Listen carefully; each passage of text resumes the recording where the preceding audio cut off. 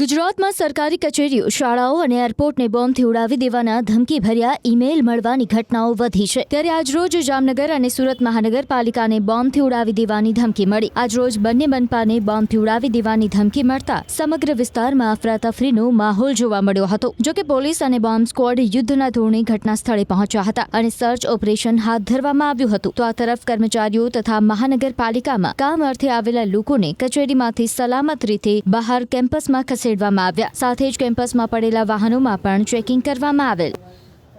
જામનગર મહાનગરપાલિકામાં bomb મુકાયાનો email છે તે મળ્યો છે અને જેને લઈને આ ધમકીભર્યા ઈમેલને લઈને હાલ તંત્ર છે તે દોડતું થયું છે. જે પ્રકારના દ્રશ્ય આપ જોઈ રહ્યા છો, જામનગર મહાનગરપાલિકાના કમ્પાઉન્ડમાં બોમ્બ સ્ક્વોડ છે તે આવી પહોંચી છે અને હાલ તમામ જે અહીં વાહનો રાખ્યા છે તે વાહનોનું હાલ ચેકિંગ પણ કરવામાં આવી રહ્યું છે. જે પ્રકારના દ્રશ્ય આપ જોઈ રહ્યા છો, હાલ બોમ્બ સ્ક્વોડ દ્વારા આ બોમ્બ મુકાયો છે કે થ્રેટ છે તે કયા પ્રકારની પરિસ્થિતિ છે તેનું હાલ જે પ્રકારે આપ જોઈ રહ્યા છો નિરીક્ષણ કરવામાં આવી રહ્યું છે. બીજી તરફ પોલીસ કાફલો છે તે પણ પહોંચ્યો છે અને બોમ્બ સ્ક્વોડ ઉપરાંત ડોગ સ્ક્વોડને પણ બોલાવી લેવામાં આવી છે. મહાનગરપાલિકાના તમામ પદાધિકારીઓ છે તે બહાર આવી ચૂક્યા છે અને તમામ સ્ટાફ છે અને જે લોકો છે, જે અરજદારો છે તેમને પણ બહાર કાઢી મૂકવામાં આવ્યા છે. અને કારણ કે તમામ સલામતીના પગલાં છે તે લેવામાં આવી રહ્યા છે. જે બોમ્બ મુકાયાની જે ઈમેલ મળ્યો છે ત્યારબાદ આ બોમ્બ મુકાયો છે કે અફવા છે તે અંગેની હાલ તપાસ છે તે ચાલુ છે. જે પ્રકારના દ્રશ્ય આપ જોઈ રહ્યા છો, હાલ બોમ્બ સ્ક્વોડ છે તે પહોંચી છે અને મહાનગરપાલિકાની વિવિધ જે કચેરીઓ છે તેમાં હાલ તરસબસી તપાસ છે તે કરવામાં આવી છે. એક તરફ ડોગ સ્ક્વોડ અને બોમ્બ સ્ક્વોડ આવી પહોંચી છે.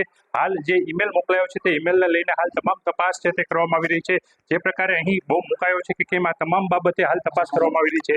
જામનગર પહેલા પણ જે પ્રકારે જે વાત કરવામાં આવે અમદાવાદ, ગાંધીનગર અને સીએમ ઓફિસ સહિતના જે કચેરીઓ છે તેમાં બોમ્બ મુકાયાની અફવા છે તે સાબિત થઈ હતી. પરંતુ જે પ્રકારે હાલ જામનગરમાં પણ જે ઈમેલ મળ્યો છે તે ઈમેલને લઈને હાલ તપાસ છે તે ચલાવવામાં આવી રહી છે. મહાનગરપાલિકા કેમ્પસને કોર્ડન કરી લેવામાં આવ્યું છે અને કેમ્પસની અંદર તમામ પ્રકારના જે સુરક્ષા વ્યવસ્થા સાથે હાલ તકેદારીના પગલાં છે તે લેવાઈ રહ્યા છે. જે પ્રકારે કમિશનર કચેરીના ઈમેલમાં જે ઈમેલ મળ્યો છે તેમાં બોમ્બ મુકાયો છે કે કેમ તે અંગેની હાલ તપાસ છે તે ચાલી રહી છે અને હાલ બોમ્બ સ્ક્વોડ અને ડોગ સ્ક્વોડ સહિતની જે ટુકડીઓ છે તેમના દ્વારા ચેકિંગ પણ હાથ ધરવામાં આવ્યું છે.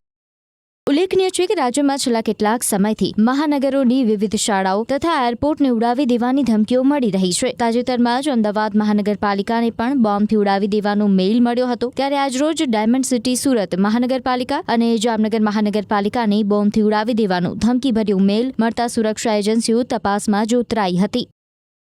સુરતના મુગલીસરા વિસ્તારમાં આવેલી મહાનગરપાલિકાના બિલ્ડિંગમાં એક ખાલિસ્તાનની મેલ આવ્યો હતો કે મહાનગરપાલિકાને બોમ્બથી ઉડાવી દેવાની ધમકી આપી હતી. જો કે ઘટનાની જાણ થતાં તાત્કાલિક પોલીસ કાફલો બોમ્બ સ્ક્વોડ અને ડોગ સ્ક્વોડની મદદ સાથે પહોંચી ગયો હતો. તાત્કાલિક મહાનગરપાલિકામાં રહેલા તમામ કર્મચારીઓને બહાર કાઢી મૂકવામાં આવ્યા હતા અને ત્યારબાદ ઝીણવટભરી તપાસ શરૂ કરવામાં આવી હતી. ખાસ કરીને અધિકારી અહીંયાથી આપણે સીધા અધિકારી સાથે પહેલાં વાત કરીશું શું પ્રકારની ઘટના હતી, આહિર સાહેબ કયા પ્રકારનો મેસેજ હતો અને શું તકેદારીના ભાગરૂપે કામગીરી. આજ રોજ સવારે 11 વાગે મેયર શ્રી એસએમસી સુરત મુગલીસરામાં છે ત્યાં એમની ઓફિસમાં એક ઈમેલ આવેલું છે જેમાં આખી ઓફિસને જે ધમકી આપેલી છે કે બોમ્બથી ઉડાવી નાખશું. તેના અનુસંધાનમાં અમો પેલા બીડીએસ ટીમ ડોગ સ્ક્વોડને બોલાવીને આખી ઓફિસની ચેકિંગની કામગીરી હાલ ચાલુ છે અને યોગ્ય પોલીસ જાપ્તો રાખેલું છે. તપાસ દરમિયાન કંઈ મળી આવ્યું છે? ના, અત્યારે કોઈ મળી નથી આવ્યું. બિલકુલ, મહાનગરપાલિકામાં જે પ્રકારનો મેલ આવ્યો હતો તેને લઈને પોલીસ વિભાગ સતર્ક થઈ હતી. બોમ્બ સ્ક્વોડ અને ડોગ સ્ક્વોડની મદદથી અહીંયા પહોંચી હતી અને તપાસ શરૂ કરી હતી. કહી શકાય છે મુખ્ય ગેટ છે તે બંધ કરી દેવામાં આવ્યો છે.